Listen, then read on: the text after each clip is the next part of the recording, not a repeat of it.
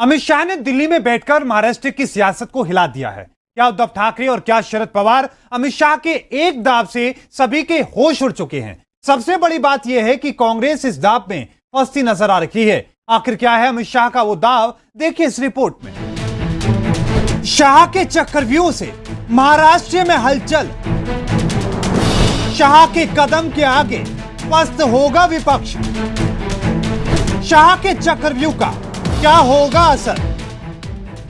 दिल्ली में बैठे बैठे अमित शाह ने एक ऐसा चक्रव्यूह रच दिया जिसे देखने के बाद हर किसी के होश उड़ चुके हैं। आलम यह है कि महाराष्ट्र में ऐसा सियासी तूफान आया है जिससे विपक्ष पूरी तरह से हिल चुका है। महाराष्ट्र में 6 राज्यसभा सीटों पर चुनाव होना है।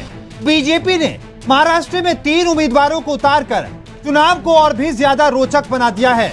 बीजेपी ने पीयूष गोयल, अनिल सुखदेव राव के अलावा धनंजय महाडिक को उम्मीदवार बनाया है और यही वजह है कि मुकाबला और भी ज्यादा दिलचस्प हो चुका है। 6 सीटों के लिए मैदान में 7 उम्मीदवार। शाह के दाव पर भड़क गई शिवसेना। शाह के दाव से विपक्ष में मच गई भगदड़। महाराष्ट्र से 6 राज्यसभा सीटों के लिए सभी पार्टियों के उम्मीदवारों ने नामांकन दाखिल कर दिया है। कांग्रेस में इमरान प्रतापगढ़ी, एनसीपी से प्रफुल्ल पटेल, वहीं बीजेपी ने पीयूष गोयल, अनिल बोंडे और धनंजय महाडिक को मैदान में उतारा है। इससे पहले शिवसेना से संजय राउत और संजय पवार ने नामांकन दाखिल किया था। हालांकि इस बार चुनाव इसलिए दिलचस्प है क्योंकि 6 सीटों के लिए 7 उम्मीदवारों ने पर्ची भरी है, जिसमें बीजेपी ने तीसरी सीट और शिवसेना ने दूसरी सीट पर दावा ठोका है। महाराष्ट्र के विधानसभा में 288 सीटें हैं, जिसमें राज्यसभा का एक प्रत्याशी चुनने के लिए 42 वोटों की जरूरत है।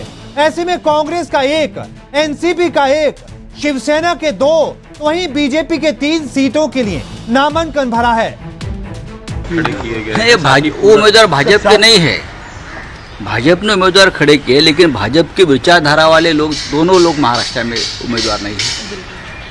आपने देखा होगा उसमें से जो विदर्भ से व्यक्ति है वो तो बहुत साल शिवसेना में थी, हमारे जिला प्रमुख रहे हैं, हमारे शिवसेना के उम्मीदवार रहे हैं। दूसरे व्यक्ति है कभी शिवसेना, कभी एनसीपी में, कभी कांग्रेस, तो मिला जुला कर बाहर के लोगों को उम्मीदवार बनाया और भारतीय जनता पार्टी के जो लॉयलिस्ट है, जो उनके विचारधारा के लोग हैं, वो खाली हाथ बैठे। जिसमें शिवसेना के पास 1 सीट चुनने के लिए पर्याप्त वोट हैं, लेकिन दूसरी सीट के लिए महाविकास अघाड़ी सरकार के सहयोगी दल कांग्रेस, एनसीपी, निर्दलीय और अन्य छोटी पार्टियों से मदद लेनी पड़ेगी। हालांकि बीजेपी ने तीसरा उम्मीदवार मैदान में उतारकर शिवसेना को चुनौती दी है। अगर आंकड़ों पर नजर डालें तो पता चलता है कि सरकारी पक्ष का 169 और बीजेपी का 113 वोट होने का दावा है। महाविकास अघाड़ी के पास 169 विधायक हैं, जिसमें शिवसेना के पास 55, एनसीपी के पास 53, कांग्रेस के पास 44 और अन्य पार्टियों के पास 8 और निर्दलीय 8 हैं। ऐसे में एक उम्मीदवार जिताने के लिए 42 वोटों की जरूरत है, जिसमें कांग्रेस के पास 2, एनसीपी के पास 11 और शिवसेना के पास 13 अतिरिक्त वोट हैं। साथ ही 8 निर्दलीय और 8 अन्य पार्टियां मिलाकर 16 वोट होने का दावा एमवीए सरकार कर रही है, जो कि 42 वोटों का कोटा पूरा करने के लिए पर्याप्त है। लेकिन बीजेपी के पास 29 अतिरिक्त वोट हैं। तीसरा उम्मीदवार जिताने के लिए बीजेपी को अतिरिक्त 13 वोटों की जरूरत है। बावजूद इसके बीजेपी ने तीसरा उम्मीदवार देकर राज्यसभा का चुनाव और भी ज्यादा दिलचस्प बना दिया है। मैंने आज फॉर्म भरा है और उसके बाद मैंने मराठी में शपथ ली है और मराठी अस्मिता, मराठी तहजीब, मराठी जो कल्चर है, मैं इसका हमेशा से सम्मान करता रहा हूं और यहाँ कई बार कार्यक्रमों में आता रहा हूं। और महाराष्ट्र तो ऐसी सरजमीन है जो पूरे हिंदुस्तान ही नहीं बल्कि पूरी दुनिया में कोई अगर महाराष्ट्र की सरजमीन पे आए तो उसे अपना लेता है। तो ये सवाल पैदा करना ही गलत है। और महाराष्ट्र एक ऐसा खूबसूरत स्टेट है जिसमें पूरा भारत समाहित है, तो यहाँ ये सवाल कोई सवाल रह नहीं जाता। इसलिए अब सभी की नजरें निर्दलीय विधायकों पर टिकी है।